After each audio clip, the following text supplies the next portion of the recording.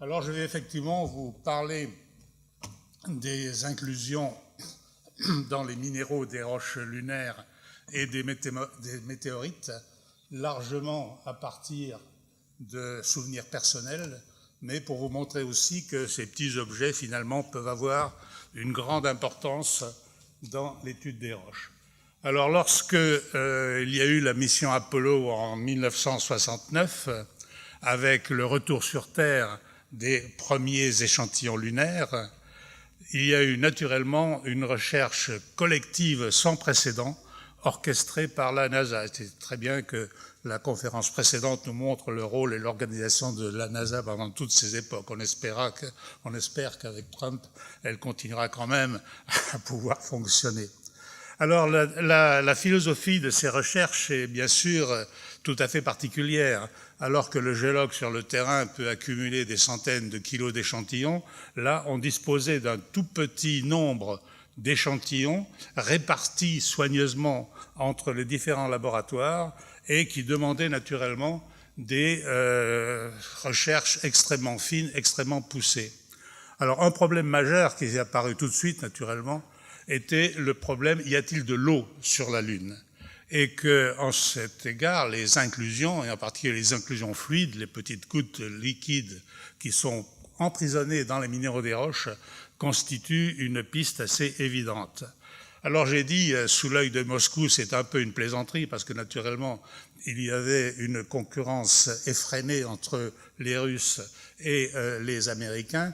Et il faut bien dire que dans le domaine des inclusions, les Russes avaient une avance considérable dont on a tous profité.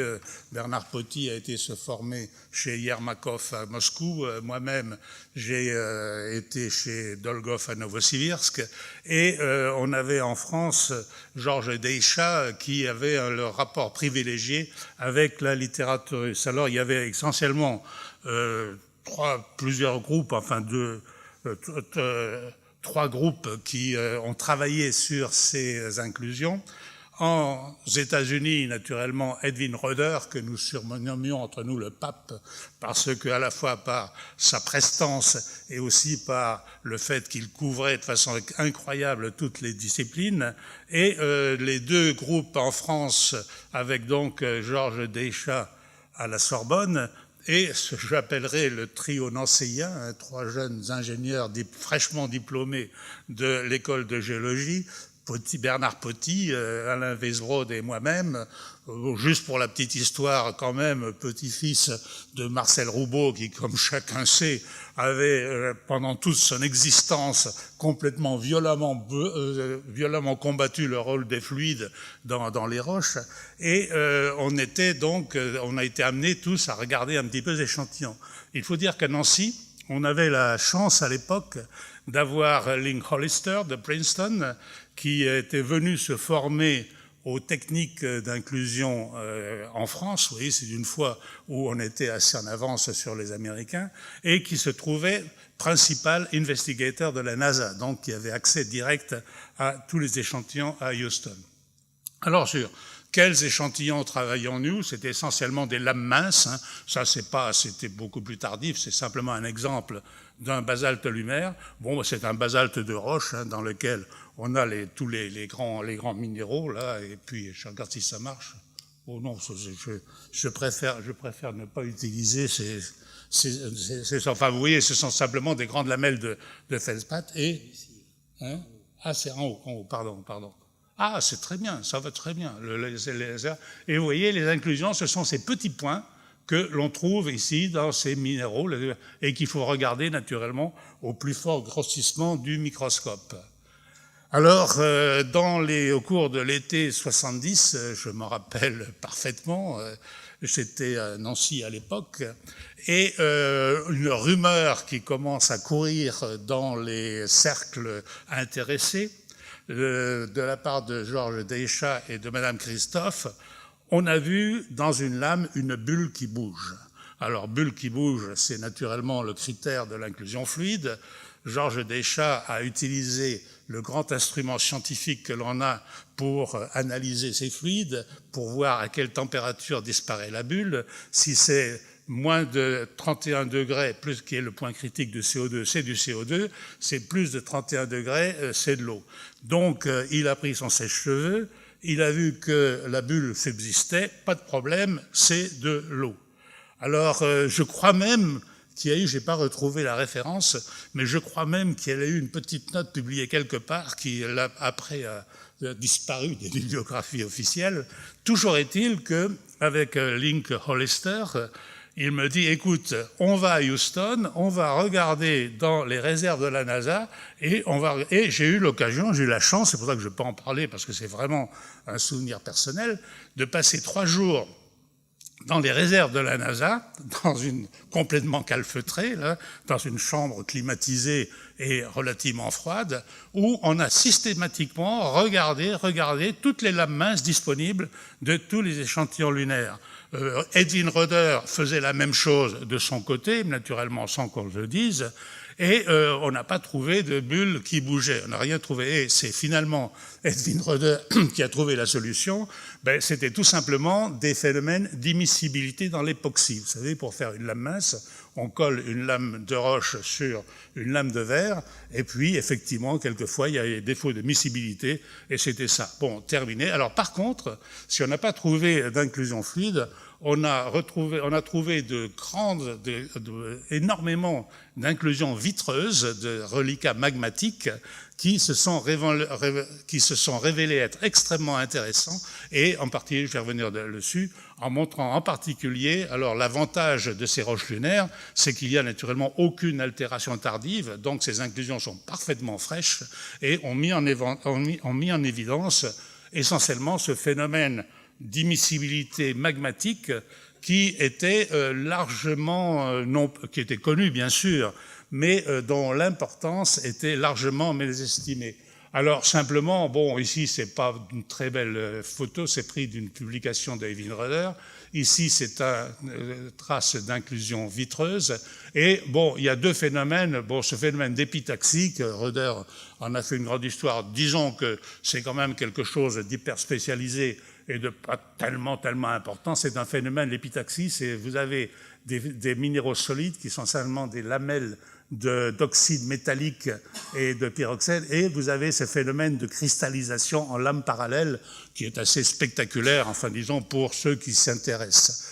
Et bon, l'intérêt de Rudder, c'est que ça n'avait jamais été vu sur les roches terrestres, et naturellement, une fois que ça a été découvert dans les roches lunaires, on en a trouvé des tas dans les basaltes terrestres. Mais par contre, le phénomène d'immiscibilité magmatique, là, était extrêmement important, parce que, bon, je ne vais pas faire ici un grand cours de pétrographie, mais vous savez, pour ceux qui ont fait un peu d'expérience, que la théorie dominante depuis les années 30, à la suite des expériences de Bowen, était le phénomène de cristallisation fractionnée. C'était en gros que toutes les roches magmatiques, depuis les plus acides, comme le granit, jusqu'aux plus basiques, dérive en fait d'un premier magma, qui est le magma basaltique, et que ensuite, par des successions d'apparitions de minéraux successifs, on passe de ces basaltes, diorite, syénite et finalement granit.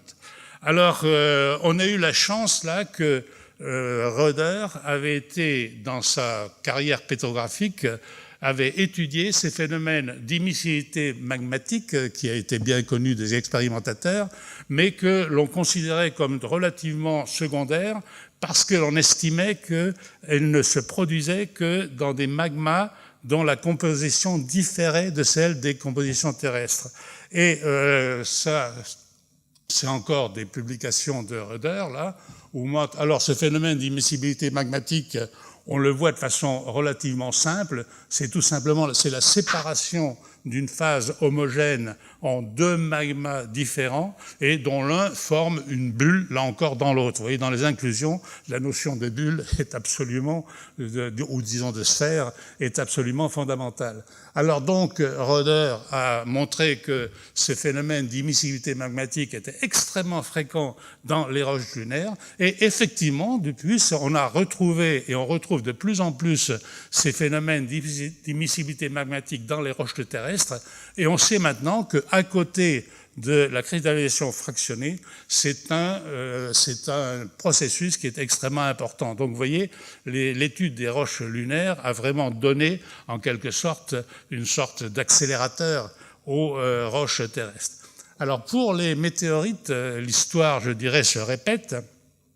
Et il se trouve qu'avant qu'on ne dispose de ces échantillons lunaires, il n'y avait guère que quelques fragments, quelques travaux tout à fait isolés par les soviétiques, en particulier par Dolgov et Shugurova, qui était une assistante de Dolgov et qui était absolument quelqu'un de génial pour faire de la microminéralogie, vous voyez, pour analyser les minéraux des inclusions fluides. C'est une performance tout à fait remarquable. Et il y avait aussi l'école de Lvov avec Anna Yashinskaya. Et en 1977, j'étais alors à le muséum, enfin j'étais en fait professeur de Paris 7, comme on disait à l'époque, qui est maintenant l'université Paris Diderot, et donc qui était basé à Jussieu, mais comme on avait le directeur de l'équipe de l'époque, qui d'ailleurs était le président ici de l'Institut de physique du Globe, hein, notre ami et notre collègue Claude Allègre, il n'avait pas trouvé bon de me trouver un laboratoire à Jussieu, donc j'étais hébergé au Muséum d'histoire naturelle avec mon ex-collègue et ami Jacques Fabriès, qui immédiatement m'avait offert un grand domaine de travail. Et dans mon labo, là où étaient toutes les installations de microthermométrie, je vois arriver tout excitées deux chercheuses de l'équipe de Paul Pellas, hein, Christine Fieni et Michel Bourdonnais, qui m'amènent une lame mince en me disant « Jacques, on voit des bulles qui bougent ». Et c'était dans des feldspaths, vitlockite et apatite. On fait la microthermométrie, on regarde, oui, il n'y a pas de problème, c'est de l'eau, hein, c'est de l'eau. Et même, c'est de l'eau qui est très peu saline. Et je me rappelle parfaitement lui avoir dit, c'est de l'eau qui ressemble étonnamment à de l'eau du robinet, comme ça.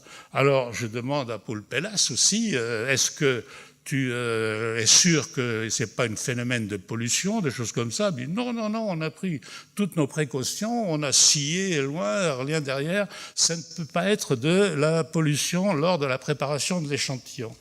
Alors, du coup, on a publié cette note, ce petit article, c'était un abstrait, mais quand même 2 pages, dans lequel il y avait l'essentiel des résultats. Et je dois dire modestement que je crois que c'est celui de mes articles qui immédiatement a suscité le plus grand enthousiasme. On ne faisait pas à l'époque les estimations de citation index et ces choses-là comme ça, mais je dois dire qu'il y a eu vraiment des recherches, on nous demandait de tirer à part, ainsi de suite, et tout le monde s'est intéressé. Et du coup, tout le monde a trouvé des bulles partout. Des bulles partout, vous voyez, cet article, vous avez toutes ces petits, voilà, ici, ce sont des bulles, des inclusions. L'inclusion, c'est ça, c'est une cavité dans un minéral, avec ici du liquide, et puis la bulle ici qui bouge, voilà, comme ça, la bulle qui bouge. Alors, vous voyez, il y a cet article de Warner et al. De 1983. Nous, on avait travaillé surtout sur Petz et Saint-Séverin, qui sont des chondrites, on a trouvé toutes ces inclusions aqueuses dans un ensemble de météorites extrêmement variés, avec toujours le même résultat, c'est de l'eau. Et puis, je me souviens, c'était le moment où on commençait à disposer des techniques d'analyse par Raman. Je me souviens pertinemment que quelqu'un dise « Oh, on a trouvé des traces d'hydrocarbures ». Des traces d'hydrocarbures. Alors attention, alors vous pensez encore le grand enthousiaste, jusqu'à ce qu'un chercheur américain, là, de la Carnegie, commence à trouver, tiens, c'est bizarre, cet hydrocarbure, c'est exactement le même que celui de l'huile que l'on utilise pour les scies des météorites. Voilà. Alors, il a fallu bien se rendre à l'évidence. Et il y a eu cette publication, Cautionary Note, vous voyez, dans lequel il y a quelque chose qui est un petit peu intéressant, c'est anecdotique mais quand même intéressant, c'est que tout ça a été suivi naturellement avec la plus grande attention par Edwin Röder, et que Röder a publié en 1984 son livre qui est, on appelle la Bible, c'est-à-dire une revue de minéralogie dans la Société minéralogique américaine, qui est une sorte de compendium, de compilation de tout ce qui se produit, de tout ce qui a été publié sur les inclusions fluides jusqu'à la date de 1984. Et en 1983, dans son livre, il ajuste, c'est là où il a mis l'illustration que j'ai montrée précédemment, et il n'a pas eu le temps de complètement, il a été plus ou moins informé de cette, parce qu'il travaillait dessus, vous voyez, c'est-à-dire qu'il est cité ici, hein, avec Röder, avec son collègue Belkin, donc il a pu voir, mais il n'a pas quand même complètement vu que c'était uniquement des artefacts. Donc il y a encore, dans ce livre, il y a encore des traces de la possibilité d'avoir ces inclusions aqueuses dans le météorite. Et vous verrez que peut-être que ça va revenir un peu sur le tapis. Alors, à la suite de ces premières déconvenues, pour montrer quand même que c'est difficile de voir ces petits objets et que d'autre part, il faut se méfier un tout petit peu des enthousiasmes un peu trop marqués, eh bien, le doute s'est installé et plus personne n'osait trop parler d'inclusion fluide dans les météorites. Et les recherches se sont concentrées sur les inclusions vitreuses, qui sont très spectaculaires en raison de l'absence d'altération secondaire. Et donc, comme pour les roches lunaires, eh bien, ces inclusions peuvent être donnent des résultats très significatifs, très intéressants sur la composition des magmas parents, le magma à partir duquel le minéral hôte a pu cristalliser. Et surtout, il y a beaucoup de catégories de météorites, mais vous avez les fameux SNC, là, Shergott, Nakla et Chassigny, qui sont les météorites martiens, lunaires et martiens, et avec des roches qui sont tout à fait comparables finalement aux roches terrestres, essentiellement des basaltes, et qu'on a effectivement ces inclusions magmatiques qui sont, alors je vais vous montrer à quoi ça ressemble. Alors c'est donc des olivines en général, hein, et puis vous avez donc ces cavités avec ce magma, ce verre en quelque sorte, et dans ce verre vous avez une bulle de retrait, voilà, qui est normalement on a coutume d'appeler ça des vides, mais en fait ce sont des vides qui contiennent des fluides de très faible densité. Et je dois dire que il y a eu des travaux tout à fait intéressants qui ont été faits et qui continuent de se faire au muséum, hein, en particulier par Nicole Guillaumou. Alors, vous avez ici un exemple avec une olivine, là, dans lequel vous avez une magnifique inclusion magmatique, hein, c'est Semarcona, une chondrite de Semarcona. Et là, vous avez, ça c'est un travail le seul travail sur les météorites que j'étais amené à faire alors que j'étais à l'Université libre d'Amsterdam, où on disposait d'un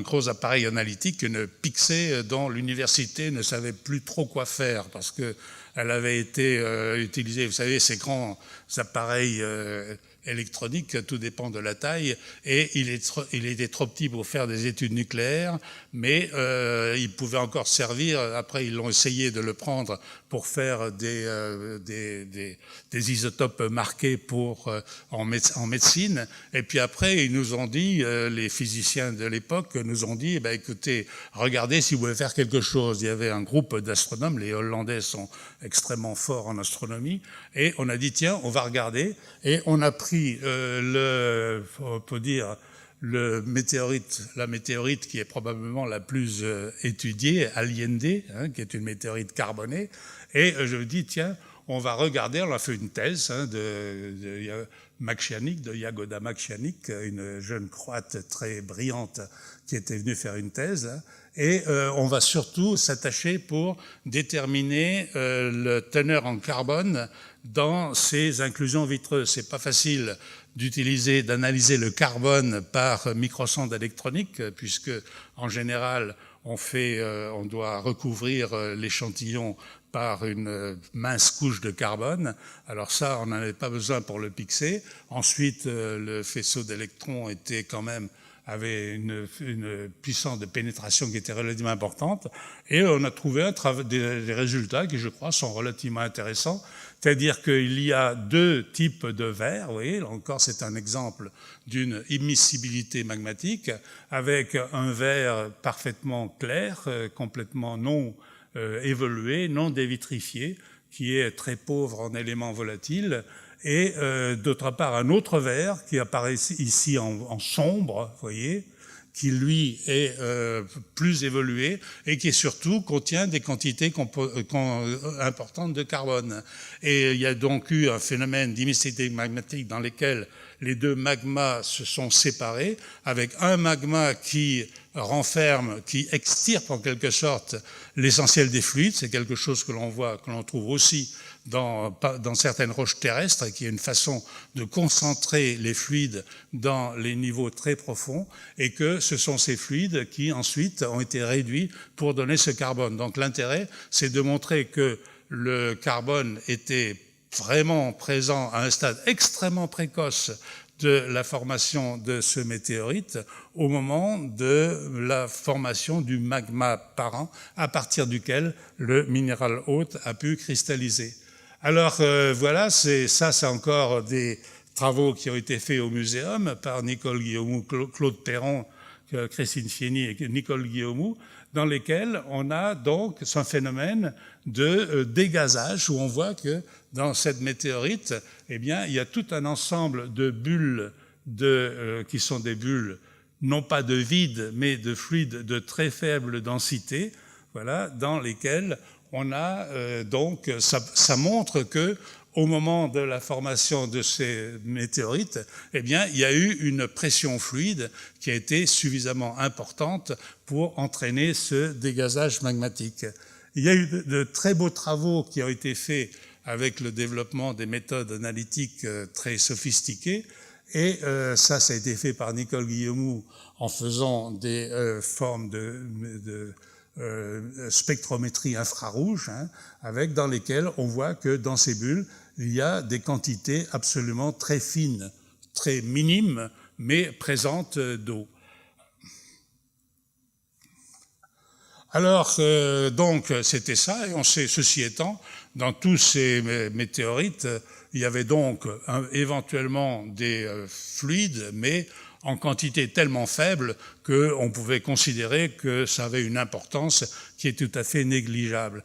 Et comme toujours, eh bien, il faut compter sur les dames nature, ce que veut vous apporter Dame Nature.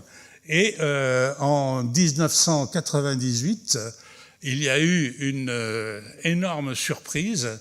Il y a eu pratiquement la même année, en tout cas, vous voyez, où est Mars, là, et deux météorites tout à fait comparables qui sont tombés à une certaine distance l'un de l'autre, puisque l'un était à Zag dans l'anti-Atlas du Maroc, là, et de l'autre à Monahans, qui est au Texas.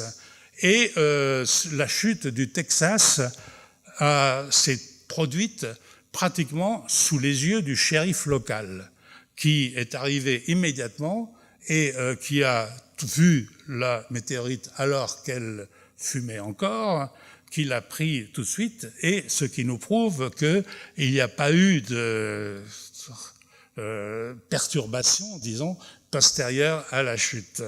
Et que ces météorites, et même pour quelqu'un qui n'était pas minéralogiste, ça attire quand même l'attention, c'est qu'il y avait de magnifiques cristaux bleus, d'un cristaux bleu intense, qui se sont révélés être de la halite, c'est-à-dire du sel de cuisine, des grands cristaux de sel.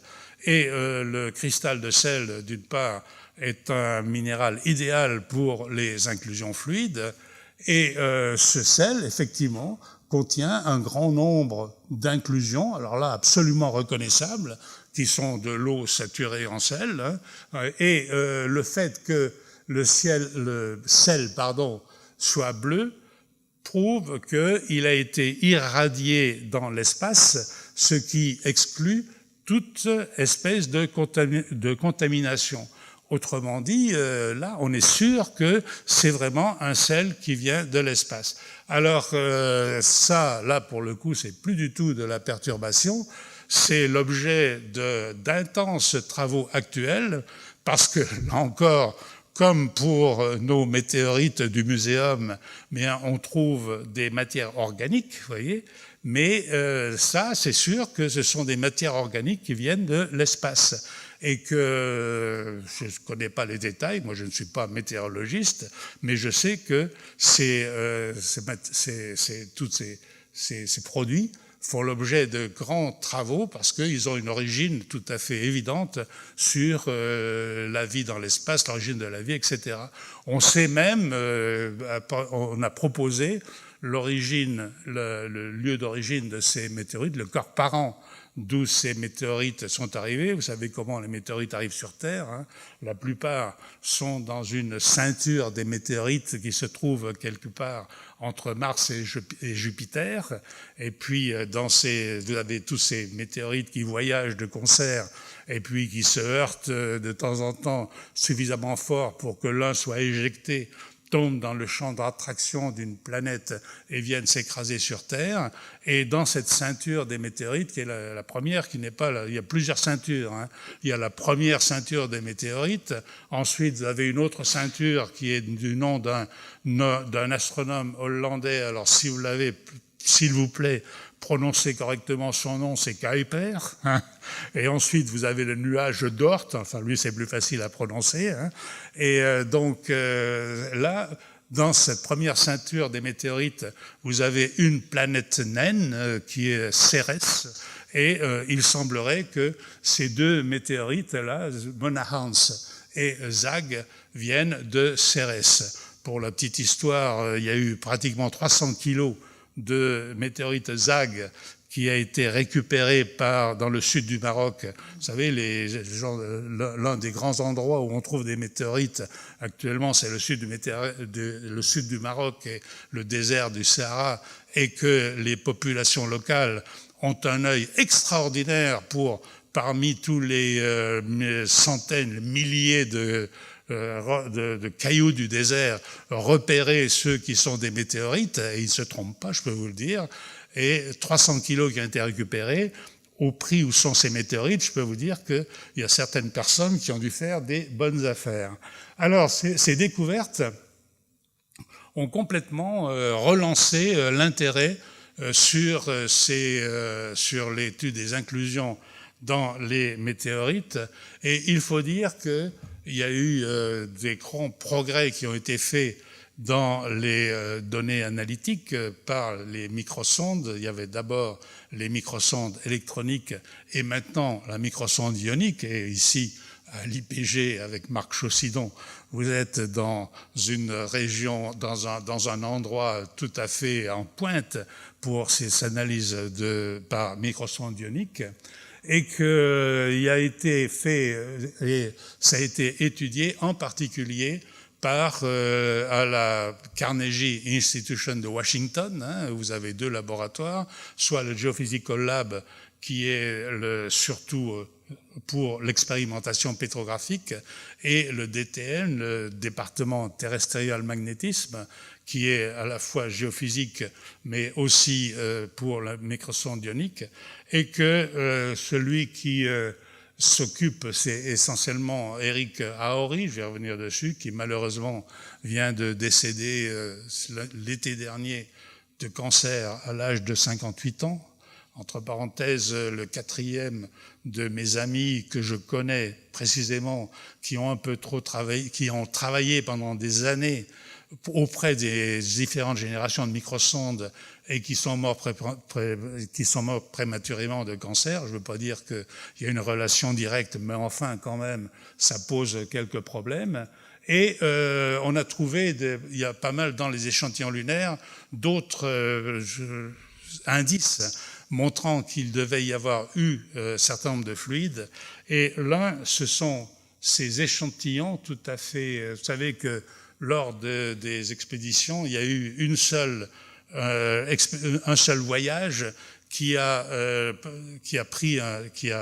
parmi lesquels était un géologue, Harrison Schmitt, et que finalement on a trouvé que le fait d'avoir un géologue, ça n'avait pas amené grand-chose par rapport aux robots en quelque sorte, mais que Harrison Schmitt avait vu quand même quelque chose. Il avait vu un sol orange, hein, ça fait les grands titres de la presse à l'époque, et que finalement ce sont ces échantillons de sol orange là qui ont été étudiés en particulier par Röder, et on a montré que ça provenait d'une fontaine de lave, c'est-à-dire que lors d'une éruption il y avait eu une fontaine de lave. Alors, qui dit une fontaine de lave dit qu'il y a dû avoir quand même, au moment de l'éruption, des fluides pour produire, pour intervenir dans l'éruption et provoquer cette fontaine. Alors voilà, donc ça a été, et il se trouve que ce sont ces échantillons qui ont été étudiés par Eric Haury. Alors voilà, vous voyez, c'est un très bon ami, je le connaissais très bien. Il était extrêmement brillant, très gentil, toujours disponible, et il est disparu brutalement l'été dernier. Voilà. Et il a eu quand même un rôle tout à fait intéressant, c'est que il a étudié ces inclusions dans les roches lunaires, et à la microsonde ionique, vous voyez, il a trouvé toutes ces formes-là qui sont tous ces indices qui sont formés par des minéraux hydratés, voilà, et qui sont l'indice de présence d'eau. Et qu'il a pu mettre en évidence des quantités d'eau qui sont, bon, c'est en ppm, hein, parties par million, mais vous voyez, 615, 1410 ppm d'eau, ce sont des quantités qui sont loin d'être négligeables et qui sont pratiquement du même ordre de grandeur que les quantités d'eau que l'on trouve dans les basaltes terrestres, dans les éruptions de basaltes terrestres, avec des quantités significatives de fluor, soufre, chlore, donc tout un ensemble d'éléments volatiles, et qui montre qu'il n'y a peut-être pas d'eau parce qu'il n'y a pas d'atmosphère, donc dès que l'eau arrive à la surface, elle se vaporise instantanément. Peut-être, et ça ce sont des résultats tout à fait récents, il peut y avoir de l'eau solide, et vous savez peut-être que lors d'une dernière mission sur la NASA, il y a eu un satellite qui s'est projeté, qui est tombé sur la NASA et qui a fait gicler quelque chose dans lesquels il y aura peut-être de la glace, vous voyez. Donc, il y a de l'eau sur la Lune, pas en surface, mais certainement en profondeur. Et ceci, naturellement, est quelque chose d'extrêmement important, à la fois pour la théorie d'évolution de la Lune, et d'autre part, comme d'après les données isotopiques, il semblerait que cette eau soit comparable à celle que l'on trouve sur Terre dans les mêmes conditions, qui donne naturellement des renseignements extrêmement importants sur les relations entre Terre et Lune.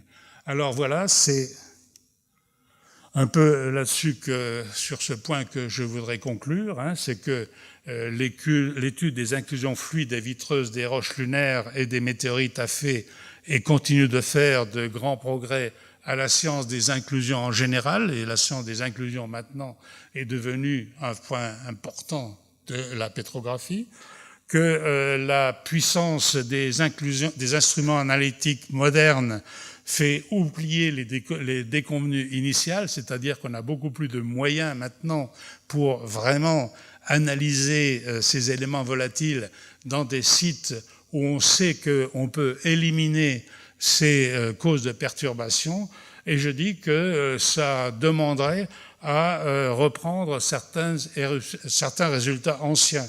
Par exemple, ceux que j'ai cités, là, les travaux de Dolgov et de Yajinskaya qui datent du début des années 60 et même de la fin des années 50, pratiquement n'ont jamais été repris depuis. Et je crois, enfin, il y a un certain nombre d'équipes, à ma connaissance, qui commencent, en particulier en Russie, qui commencent à s'y intéresser. Alors, toutefois, et ça c'est simplement mon dernier point, c'est que vous avez maintenant ces énormes appareils qui sont extrêmement spectaculaires, vous voyez, qui vous permettent d'analyser à l'échelle du micron. Mais sa dernière demande, c'est que ces inclusions, comme je vous ai montré, tout ça vient au départ dans des lames minces, dans lesquelles l'outil de base est le microscope, et qu'il conviendrait que ces instruments extrêmement sophistiqués ne fassent pas oublier que finalement, tout que démarre quand même pour le bon vieux microscope optique que l'on connaît en pétrographie depuis maintenant plus de 200 ans. Voilà, merci.